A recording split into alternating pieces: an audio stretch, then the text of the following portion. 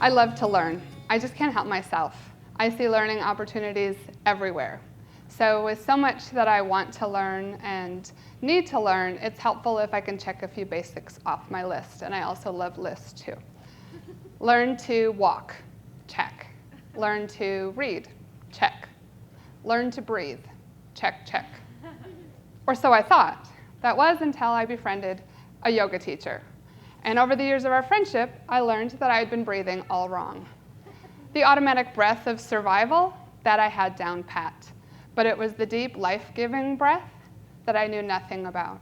I am not a breathing expert, but I am an educator. And so I want to take this time to teach you, this is something I do, it's kind of an annoying gift, to turn everything into a teachable moment. So I'm going to teach you how to take one of these full deep breaths, instruction compliments of my yoga teacher friend. So we're going to take a hand and we're going to put it on our chest, and one hand on your belly. And on the inhale through our nose, you're going to think the word, I'll say it out loud, fullness. And on the exhale through your mouth, think the word time. We'll do this together. Breath, inhale, fullness. Exhale, time. Fullness. Time. Amazing, right? I needed that. It's always so noticeable, that simple exercise and the impact that it has on my mind and my body. My preschool and kindergarten students love this activity. We usually do it during our transition from recess back into the classroom when they're sweaty and hot and energy is high. And with each deep breath, they feel their mind and their body calm. It's amazing. Breath equals life. Time equals opportunity. And purpose equals value. I've been a parent for 10.5 years and an educator in the early childhood and elementary classrooms for more than 14. I've had a privilege to work in public, private, and home-centered education learning environments, and I've also been a parent in that variety of venues. Currently, or for the last 6.5 years, I've worked primarily with 4 to 7-year-olds and their parents in a part-time co-schooling program that I run. Co-school, C-O, not K-O, but I think that's a good connection. Co-school is a term that I use to reference an intention and a shared responsibility in the education of a child on behalf of both the school program and the parents. An active and effective partnership between the school and the home is powerful. And it is not limited to any one learning environment. It can actually be created in both private, public, or home-centered programs. Teaching is in my blood. As Kimberly said, I come from a line of teachers. My sisters, my mom, my grandmother, my great-grandmother, all teachers. Community fills my soul, and people inspire me. Put the three of those things together, and that is a reflection of my heart and my purpose: teaching, community, and people.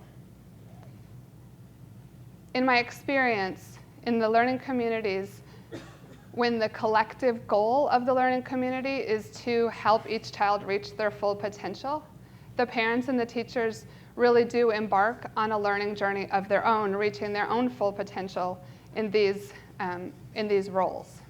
My favorite saying, "It takes a whole village to raise a child," continues to ring true where I see the most engaged learners and the tightest tribe of people.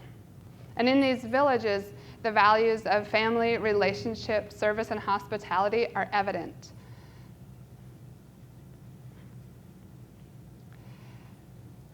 Fullness, time.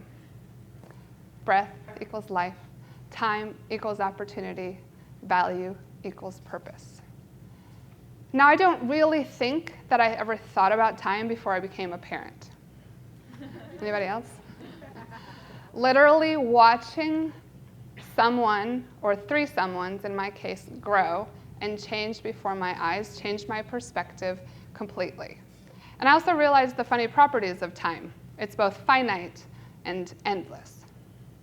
I understand it to be a pretty common parent experience, or we're just going to go with that you can simultaneously want time to freeze for your little ones to stay little and sweet forever, while also wanting to fast forward a little bit through those loud and chaotic witching hours of some days, because honestly, mommy and daddy needs a break. So I'm not alone. Is that what you're saying? Okay. So superheroes to our children we may be, but superhuman we are not. So self-care is important. When my kids, after many hugs and kisses and lots of extra sips of water, finally surrender to sleep, I, with one of those full deep breaths, settle into the evening, to the peace and the quiet, so I can re-energize and do it all again tomorrow. In Greek, there are two words for time, chronos and kairos. Chronos is refers to the quality of minutes, hours, and days, and kairos is the quality of those moments. Chronos is an empty vessel. Kairos is that which can fill it. A life dictated by chronos could leave one feeling empty or disconnected. But a life guided by kairos is a life full of intention and relationship and presence. When I say full, time is full, I do not mean time is filled. Filling time to the top would create that rush busyness that would not be valuable. I myself am too often guilty of this, moving through time and space mindlessly, focused on my never-ending to-do lists, and barely noticing the people that I'm with, the food that I eat, or the shallowness of my breath. Kairos time feels well spent because it is full of connection and purpose. Fullness, time. Breath equals life, time equals opportunity, purpose equals value. My daughter attends a school 25 miles from our home. This means we have an hour-and-a-half commute twice a day, an hour-and-a-half round-trip commute twice a day. Now, in Austin traffic, to most people, that would be a crazy choice and a waste of time, right? But when we chose this farther away school for my daughter because it was the best solution for her in this season of her life, the commute was part of the deal. So at that point, we could accept it, or we could continue to be frustrated with it. We chose to accept it. And with that acceptance, we had to find purpose in that time. So let me take you along on my morning commute with me for just a moment. Hot coffee in hand, kids gathering their things for the day. We pile into the car, and kids complaining about seatbelts. They always want to sit on the other side of where they sat the last time. I'm fretting because, again, we're 10 minutes late, but that's actually probably my fault, but we're not going to tell my kids. We grab our carpool kids and head out of the neighborhood, and as we're initially inching towards the highway, I'm regretting having hit snooze so many times. But before long, it starts clicking along, and we head up towards our favorite flyover. And as we get to the top of this sky-high road, we see the Austin skyline. Look at our beautiful city, is what I say every single time. They count on that. That is a predictable part of the soundtrack of our morning. And we head straight east into the sunrise, the blinding sunrise. Oranges and yellows and reds. It's amazing. Oh, whoa. Those are the sounds my dad would make whenever he saw something beautiful, and we always made fun of it. But here, the memory of my dad has infused itself into this journey. Whether it's the skyline, or the sunrise, or the clouds sitting on top of the treetops, this commute has the most beautiful vistas. Now, all of us in the car tend to think that we're somewhat of artists. And so one day, I invented in my mind this contraption. Wouldn't it be amazing if we could have a button that we could push, and with that button, the car would go to automatic pilot so that I could give my hands and my attention.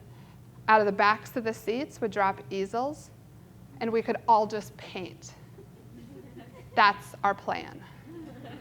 But until then, we have paper journals and my iPhone camera. So we ended up with hundreds of blurry pictures out of the dirty car window trying to capture the beauty of that sunrise. The purpose of this? We are growing in our appreciation of what is around us, and that adds value. Now, I sit way up there in the front of the car. It feels like way up there in the front of the car. I think to them because I assume that they think I'm not listening or I can't hear them. And so they talk, and I get a glimpse into their minds and their lives in the academic and social worlds that I'm not a part of. And with this information, I can help and support them. Now, when all of the talking subsides or the sibling poking starts to happen, as it does, the arguments, I turn on the radio, right? Whew. Frantically looking for a good song with a good beat.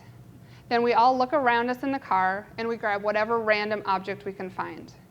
A hairbrush, a broken pencil, likely a dirty lunch container, and we turn it into either a microphone or a percussion instrument, your choice. And our last moments to school end up being about head bopping, car dancing, percussion tapping. And though that is how we leave each other every day and go our separate ways. That is Kairos. That time, thank you. That time, that connection. Do you like the ride? Do you want to come with us? There's no room, sorry. That time and that connection, that unexpected, those precious memories, those moments that we're creating in that unexpected time, that is Kairos. So as teachers, parents, participants in the community, you may be thinking, where can I find some questionably valuable times of my day in which to infuse Kairos? Maybe they are transitions in schools that could be changed with a little bit of intention, or wait time, or a long commute where you could catch up with somebody. Whatever it is, the value in it is not changing the time, but changing how you use that time. Thank you so much.